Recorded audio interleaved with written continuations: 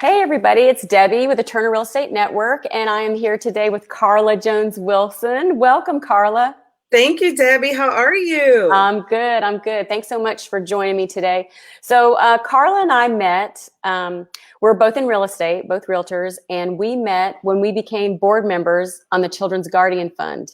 And so, what I'd like for you to do, Karla, is just tell everybody a little bit about your background and why this organization spoke to you. Okay, so I am, like Debbie said, I'm a realtor with Coldwell Banker Realty. I am also a real estate attorney and a business advisor. And in my time as a law student, I actually participated with the Family Law Clinic at Washburn University in Topeka, Kansas. And I had a chance to be a guardian ad litem and actually mentor and work with young women that were in a situation where they had an appointed guardian ad litem. They had had some issues, and then just kind of help mentor them and making sure that they got either the tutoring that they need or the help that they needed, went to court on their behalf to help take care of their situations. So the Children's Guardian Fund was such a great program when I first found out about it. And their main thing is giving back to the students that are in the foster care system. A lot of times they don't have access to just simple things like if they need luggage, if they need hair care products, things that they traditionally would need, but the adoptive family or the foster family doesn't have the funds to pay for it. Our fund actually comes in, and the foster parents actually request a loan, or they request money from this fund, and we approve it, and the kid benefits, which is awesome. And Yeah, that, yeah. and that can usually happen so quickly too. And that's, just some of the things that I've learned. I was really pleased to know that this type of program is available in other states and other areas. And had I known, had some previous knowledge like you did, I would seek out something like that in my area. So if you're watching and you're in another state, look and see if there's something local like that you can get involved in too, because these kids really need our help. They need us to speak out for them, to be a voice for them. That's why I wanted to get involved. Karla, you and I, we sell houses to people and get homes. And a lot of these kids don't have homes. They're getting pulled from their homes and like you said, put in with a relative or somebody. And I've had my kids home, and I know you have two sons, Karla. So sometimes just one more kid, another extra kid around that you're not prepared for can really set the budget off balance. And, you just don't have enough for everything. So that's another area where the Children's Guardian Fund comes in, for birthday gifts. I know through some of the donations that we've been a part of since you and I teamed up and started working together on the board. Some of these kids have never had new clothes. They get clothes and it has a tag on it, and they don't know what that means. They've never had a bicycle or anything like that. So I just wanted everybody to hear a little bit about the Children's Guardian Fund and what, some of the things that they do. And Karla and I are here today because we want to get an awareness for our fundraiser. And I've got a ticker at the bottom. So in the past, this has been a really big event, right, Karla? Yes, we've had a big luncheon every year. And because of COVID this year, we're going to actually do a virtual event. And like Debbie said, at the bottom, it has the date for the actual event. It's going to be Monday, November 9th from 12 to 1 o'clock. And we actually have a sign up for you to sign up for the virtual event. It's www.childrensguardianfund.org. Yes. Yeah. So, and, COVID's just put a damper on a lot of things, but I feel like it's more important than ever now that, for donations and to help the kids. So in the past, I think there was like 350 people that were going to Michael's on East, and it was this big to do. And we had tables and you could invite guests, and the way the tickets went, and there was lunch provided. We're not able to do that. So we've had to make some adjustments and lean on technology a little bit. So, but we are going to have some of the same things that we used to have, like videos of the children and some of their success stories. I think a lot of times, these kids start out really young, Karla, don't they? When they're taken from their homes, they can be very young.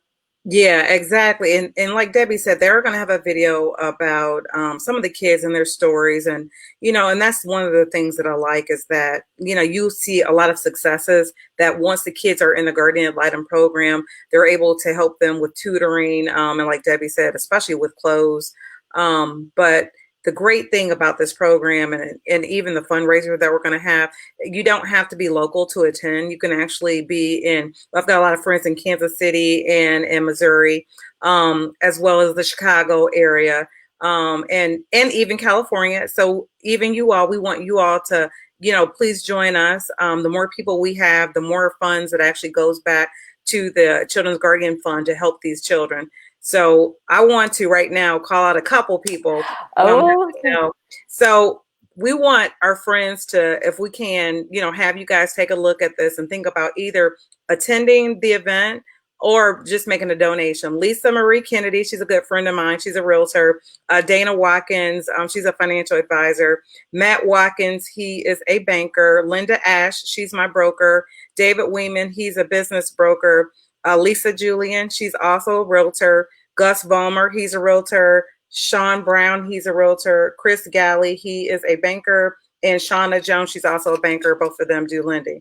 We want to give a challenge for you guys. Everybody I mentioned, we want you to go to our website, sign up.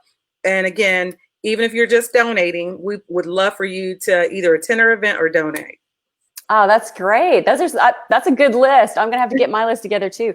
So let's speak a little bit about the sponsorship. So you can buy a ticket, like the link that's below that Karla just mentioned. You can buy a ticket for the event, and that's $50. So that gets you, you're granted access to watch the whole event. It's going to be about an hour.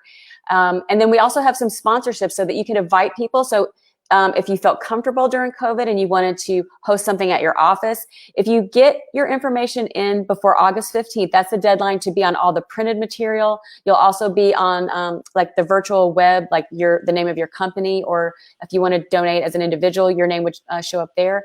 And there's different levels of sponsorship. So for as little as $250, you can get in and still be able to invite as many people as you want. It's 100% tax deductible. There's 500, there's 1,000. You can be a table sponsor for 1,000. There's 2,000, really any amount that you want to. And as Karla mentioned, if you can't make it for the event and you would just like to donate, that would be great too. And Karla, I think one of the first meetings that we had at the board, we were able to see the financials from last year. And you and I were talking earlier about how we were so impressed.